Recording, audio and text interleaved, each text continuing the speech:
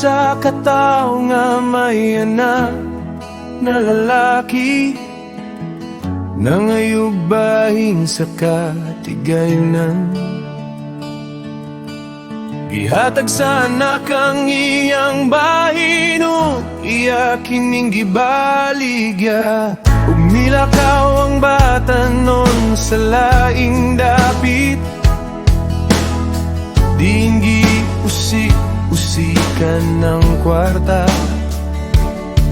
Sa mga butang nga makita, ug sa iyang mga higala, hurot kwarta, wanay barkada.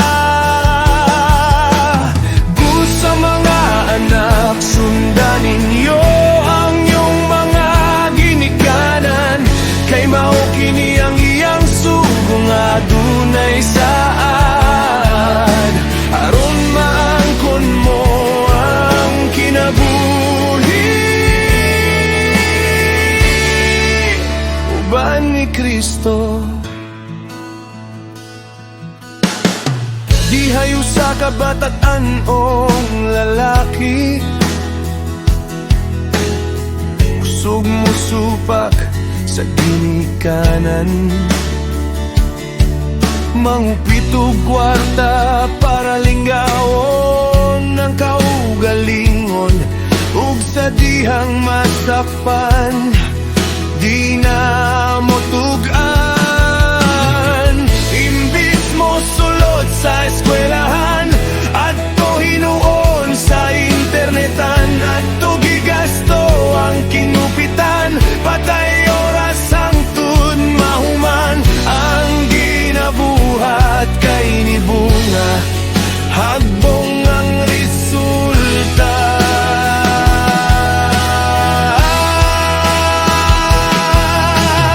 Usa mga anak, sundan ninyo ang inyong mga ginikanan, kay mao kini ang iyang sugo nga dunay saad, aron maangkon mo ang kinabuhi. Uban ni Kristo,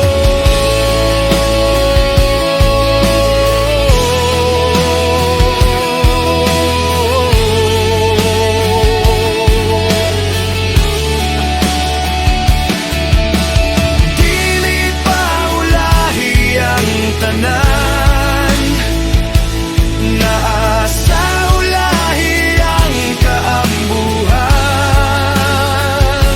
Samtang buhi pa kita, di malikayan nga kita makasala. Kung sa imong huna-huna ang pagmahal kay wala na, higugmaon na to siya, kay gihigugma kita ug una.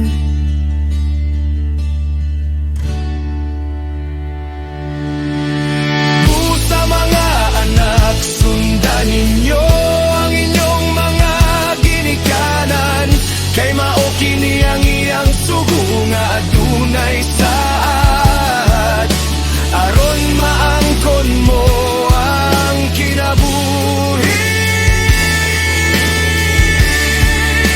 Walay katapusan, kay kita gihigugma sa wala pa kita diha sa iyang huna-huna,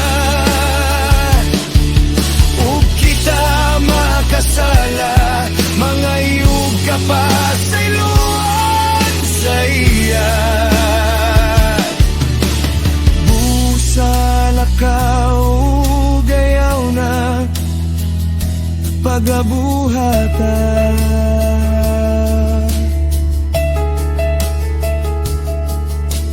ug mao kini ang gisulti sa kasulatan.